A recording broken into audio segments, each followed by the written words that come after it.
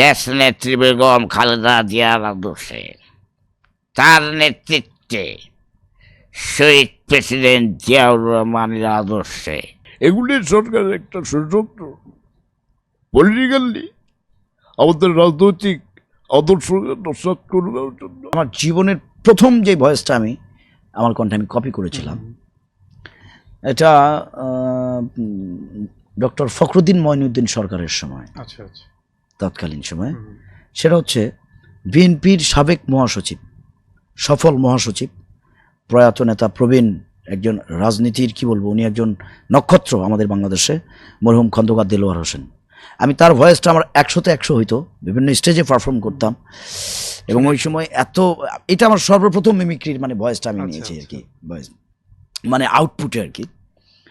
তারপরে তো সেক্রেটারি এগুলো দিই। তবে আমার মনে হয় সেটাও শোনা উচিত, শোনানো উচিত। এবং যারা নতুন জেনারেশনের রাজনীতি করছেন তারা অনেকেই হয়তো বা জানেন না খন্দকার দেলোয়ার হোসেন কে ছিলেন বর্তমান সময়ে।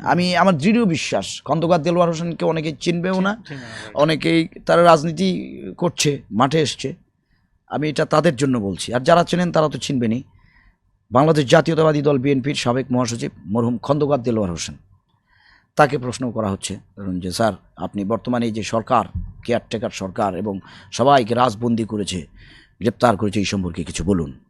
তিনি বলছেন, দেশনেত্রী বেগম খালেদা জিয়ার আদর্শে, তার নেতৃত্বে শহীদ প্রেসিডেন্ট জিয়াউর রহমানের আদর্শে বাংলাদেশ জাতীয়তাবাদী দল বিএনপি রাজপথে এই কেয়ারটেকার নামক অবৈধ সরকারের পতনের দাবিতে তীব্র আন্দোলনের ঘোষণা দিয়েছে।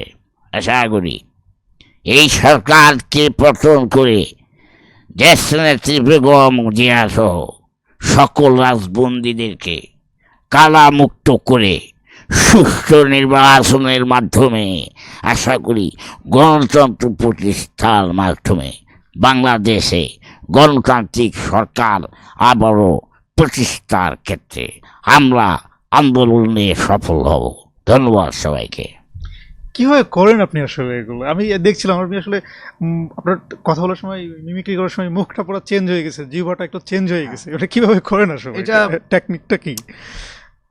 টেকনিকটা কি হয় এখানে তো আমি জানি না আসলে। বাট নক করে কম্পিউটার এখান থেকে যে ভয়েস তুই এখন এইভাবে বের হবি, আর ভয়েস ঠিক ওইভাবে বের হয়ে যায়।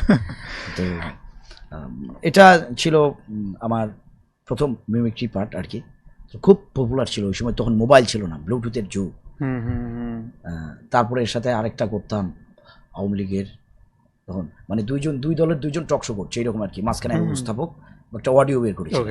তো এখন প্রথম বিএনপির আলোচনা শেষ, এবার আওয়ামী লীগের আব্দুল জলিল সাহেবকে বলা হচ্ছে, স্যার আপনি কিছু বলুন, যে এই যে সবাইকে গ্রেপ্তার করা হয়েছে এই বিষয়ে আপনার বক্তব্য। আসলে এগুলি কিছু না, এগুলি সরকারের একটা ষড়যন্ত্র।